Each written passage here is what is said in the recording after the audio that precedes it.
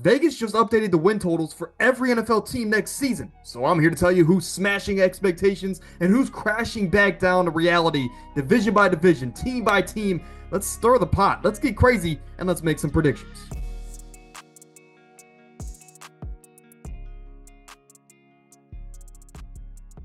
Let's start in the AFC North.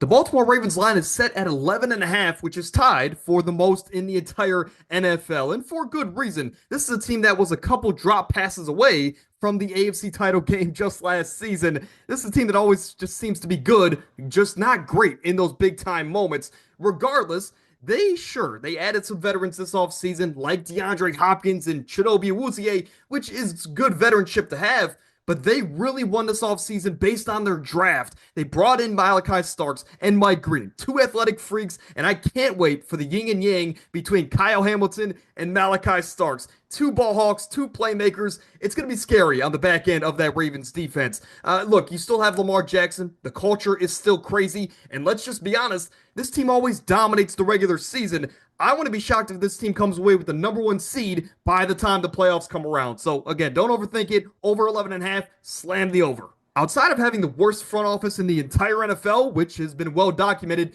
this Cincinnati Bengals team still has the offense to compete with anybody. So if they could figure out the situations with Trey Hendrickson, who is the reigning sack leader, Shamar Stewart and Demetrius Knight, their first and second round draft picks, this defense should get better. And hey, we're talking about a team that last year had some injuries across the roster all year, and they still came away with 10 wins. If they can stay healthy this year and figure out these defensive players, I have no doubt that Joe Burrow with Jamar, with T. Higgins back in the mix, they can get at least 10 wins. It seems like an annual lock where everybody always doubts the Steelers and says take their under, but then they always go over. And this year, it seems like a lock more so than ever because Mike Tomlin doesn't have losing seasons. So they at least need 9 wins to continue that streak, and their line is right at 8.5. The problem this year is that I'm going to make the same mistake that everybody else does because I don't know who their quarterback's going to be.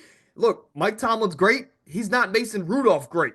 So if they have Rodgers, I love their draft, but they need that quarterback. So again, if they have Rodgers, I like them to go over. But if not, I can't see Mason Rudolph getting more than 7-8 wins. And that is being, honestly, really complimentary to the defense and Mike Tomlin's ability. Mason Rudolph is just not the quarterback to lead this team this year. So for the first time in Mike Tomlin's career, I'm going to say he doesn't get a winning season unless he gets Aaron Rodgers. But as of right now, they're going under. As a depressed Browns fan, we had a great draft. I like to trade down. Shedeur Sanders, his time is going to come, and that's going to be the biggest story of this team all year long. When is it going to be Shedeur Sanders' time? And when he's playing, you know he's going to be under a microscope over literally every single throw he makes. This is a Browns roster that I don't want to win games. I honestly, unless Shedeur Sanders turns out to be legendary, like he claims he is, I want us to tank. I want us to tank 2 years down the line and get DJ Lagway or Arch Manning, but that is a different story for a different day. Let's just keep it simple here. I'm depressed. We're going under. The Houston Texans went into the offseason with one goal in mind. How can we make our quarterback's job harder than possible? Well, you trade away your 2 all-pro offensive linemen, and you don't fix that at all. Sure, this team added CJ Gardner and some offensive line depth in the offseason, but really, that's it. You lost Stephon Diggs, so the offense gets a little bit worse. Tank Dell's going to be out with a broken leg, probably until the midseason mark, and then he's going to need some ramp-up period. The best thing that happened to the Texans this offseason was drafting the duo from Iowa State. Jaden Higgins and Jalen Noel, 2 great wide receivers that should be good at the NFL level. But outside of that, man, when you look at their schedule with a wide open division, you have a tougher first place schedule at that from last year. And then you also have the AFC West and the NFC East on your schedule. All those teams really like to dominate in the trenches. So for the Texans, sure, you have the quarterback and you have the defense, but those trenches offensively are going to make CJ Stroud's job so much harder. He can do a lot, but he just can't do it all behind that leaky offensive line. Give me the under on this one. I still think they win the division. Ever since Andrew Luck retired, it really seems like we have the same conversation about the Colts every single year. They have the roster, they have a good enough coach, but they don't have the quarterback. I'm a Gators fan, and I did not believe Anthony Richardson was ready to come out. As much as I wanted to see a Gator, especially a quarterback, get drafted high, We knew he wasn't ready, and that has been proven at the NFL level. But they did go out this offseason and say, well, we're going to give him no more room for excuses. They brought in Tyler Warren, who's a target magnet. They brought in DJ Giddens, who's a great receiving back from Kansas State. They added some defensive pieces like Charvarius Ward to help out the secondary. Outside of losing your center and Ryan Kelly, who's been a pillar for your organization, this is a team that has only gotten better. And honestly, in a wide open division, I can easily see them going over the 7.5 line. But honestly, I don't believe in Anthony Richardson. I'm going to say they win 7 games and go under. It's a new era here in Jacksonville with Liam Cohen and James Gladstone taking their respective positions as the youngest coach and GM duo in the NFL, potentially of history, but I'm not sure on that mark. But what I will say is that this team made a splash this offseason. They traded up, got Travis Hunter, who is looked at to be a generational star, and we'll have to see how that translates to the NFL level. Outside of adding offensive line depth, this is a team that offensively only lost pieces. They lost Evan Ingram to the Broncos. They lost Christian Kirk to the Houston Texans. Mitch Morse, who's been a pillar for that team for some time, he retired this offseason. They also lost Gabe Davis due to cap reasons. So they've lost a lot of pieces offensively, and they've only brought in one Travis Hunter. So can he and Brian Thomas carry the entire offense? I think they can, right? But it's a wait and see kind of a game in that regard. Honestly, though, Liam Cohen as a first-year coach in a wide-open division, they could overperform or underperform. Honestly, just like the Colts, I'm going to have them right at 7 wins, maybe 8 wins, but I'm going to stick to the under here and go under 7.5. From unrated prospect to future first overall pick, Cam Ward has had an unprecedented journey to the NFL, and you got to tip your cap to him. But he's taking over a franchise that hasn't had a Hall of Fame level quarterback since the early 2000s. So there's a lot of pressure on him, and he needs to really get this team on the right track as far as being a contender year after year. And he has some help. They also drafted Gunnar Helm out of Texas, who should help out the tight end room. They drafted Alec Iomatter, receiver out of Stanford, who has all the intangibles to be a great wide receiver. He just needs to be healthy. One of the guys I loved in the draft process was Kevin Winston, safety out of Penn State. He's going to help out this back end. And get this, he was a 4-year starter at Penn State, only one career missed tackle, which came at the same play of one of his injuries. Outside of adding those rookies to the team, they just really spent their offseason constructing this roster around making a rookie quarterback's job as easy as possible. They added some veterans like Tyler Lockett, Dan Moore on the offensive line, Draymond Jones on the defense. This is a team that has the defense. They have the weapons and the core around the quarterback. The question with this team is simple. What kind of impact is Cam Ward going to have from year number 1? Is he going to be Caleb Williams, who was okay, but they ultimately lost a lot of close games? Or is he going to be C.J. Stroud and Jaden Daniels? If he is the last 2 Rookie of the Years, this is a team that in a wide open division can easily make a playoff push. But ultimately, I'm not a big fan of their coaching staff, and I think that's going to hold them back a lot this year. So Cam Ward could be great. This team is just simply not ready from a coaching perspective. So I'm going to go under 5.5, man. I can see him at 5 or 6. Honestly, check the comments. I might switch this one. In the AFC East, the Buffalo Bills, who were yet again the runner-up in the AFC side of things, are finally trying to end that streak. 11.5 wins. I'm going to be quick and to the point with this one. They're going over this mark. Honestly, I think they're going to be the number 1 seed in the AFC, and I think Josh Allen might get another MVP this upcoming season. The draft was okay. You know, they added some defensive line help. They also got Maxwell Harrison, who is your Kyer Elam replacement, another Gator who didn't really pan out in the NFL.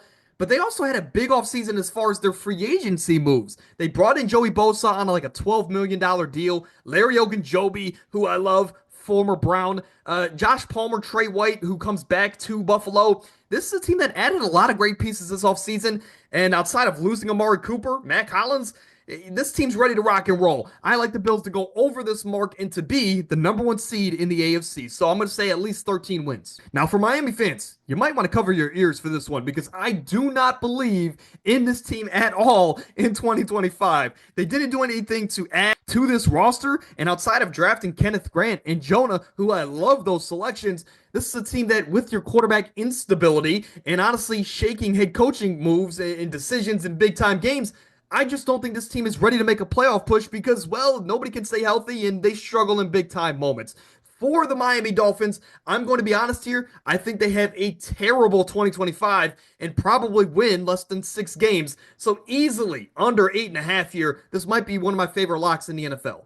Now, I think the most popular overpick here in the NFL in 2025 is the New England Patriots. Their line is set at 8.5 wins, and they crushed the draft. So, honestly, there's a lot of things to like about this team in 2025. They got Will Campbell, Travion Henderson, Kyle Williams to help out the offense with Jared Wilson in there as well. But they also, on defense, drafted Braden Swinson, my favorite, or one of my favorite sleepers in the 2025 class. So this team dominated the draft, potentially the best in the NFL. And then they went out there in free agency, picked up Milton Williams, picked up Harold Landry to address this defensive line, and they got Carlton Davis on the back end. And they also brought in Stephon Diggs on offense. So this is a team that added plenty of quality players on this roster in just one off season. And let's not forget, they brought in Mike Vrabel this offseason. So as long as they protect the football, play good defense in a wide open division, I like them to go over 8.5 wins. I won't say playoffs, but I'm going to say they get at least 9 wins. The Aaron Rodgers experiment is over in New York. It is now the Justin Fields show.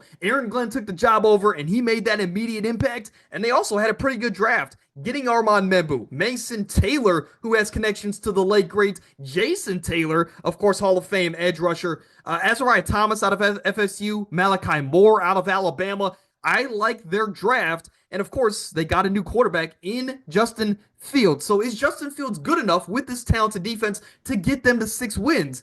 I think the talent is there, but will the production be there? That's the biggest question with me. I'm not necessarily sold on Aaron Glenn as a head coach. This roster, it just always seems to get in their own way, no matter who the coach is, no matter who the quarterback is.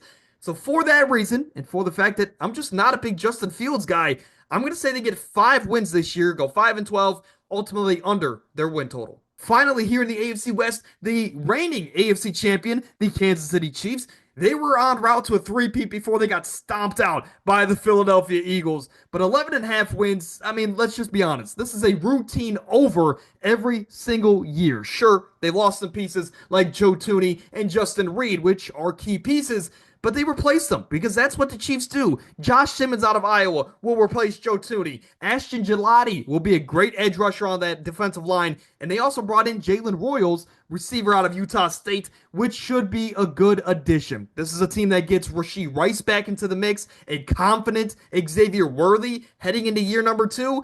All in all, they still got Travis Kelce. They still got Pat Mahomes. I think this is the safest over on the board. They're going to get at least 12 wins. Now, this might come as a shock, but this was the hardest team for me to predict in the AFC side of things.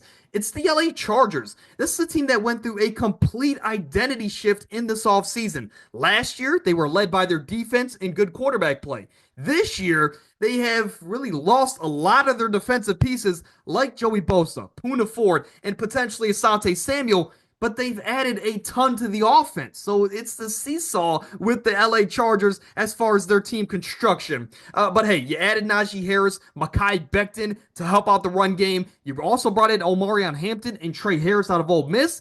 This is a team that all of a sudden you have a lot of fun pieces for Justin Herbert to work with. But hey, you can't have those interception heavy games like Justin Herbert had in the playoffs. But as far as the regular season, Justin Herbert is always a pretty good quarterback. I think they do get exactly 10 wins because they had 11 last year, and the offense has got some firepower now. So I'm going to give them 10 wins. Now, another popular over is the Denver Broncos.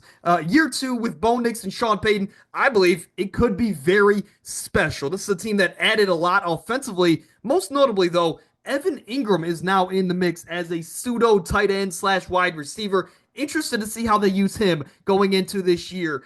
Hey, he's going to be this team's version of Jimmy Graham, let's just be honest. But hey, defensively, they added Jahdae Barron out of Texas. Tremendous pick. They also signed Dre Greenlaw and Hufanga, both from the 49ers. So this defense gets better. The offense gets better. They have a quarterback and a coach that is only going to be more comfortable with each other. And also, I forgot to mention Pat Bryant, who is a Keenan Allen-esque kind of a player. You got a lot of fun pieces with this roster, man. And given the fact that they have a favorable schedule, I like this team to go over. And honestly, I like them to make the playoffs. And finally, the Las Vegas Raiders. Their line is criminally low at 6.5 wins, and this team just dominated the offseason. It started with Pete Carroll taking over as the head coach, and his regime completely changing the outlook of this team in just one offseason. Look, they added Alex Kappa, the Triple Crown offensive line winner from last year, for a very cheap deal, but then they eventually extended him. You traded for Geno Smith. You picked up guys like Mostert, Eric Stokes, and Jeremy Chin. Good veterans to have at their respective positions. But here is the big splash. You brought in a potential superstar in Ashton Jeanty, a runner-up running back for the Heisman Award last year. So this is a team that I love their roster. They have the talent on both sides, and they have a coach that is going to preach protect the football, play good defense. Not to mention, they have an easier schedule given where they finished last year. I like this team to go over, and honestly, this is my lock of the AFC. I think they win at least 8 games. But there you have it. Overs, unders, a lot of controversial takes, potentially, right? But hey, let me know what you think in the comments. Where are you standing on some of these teams? I'll get back to every comment.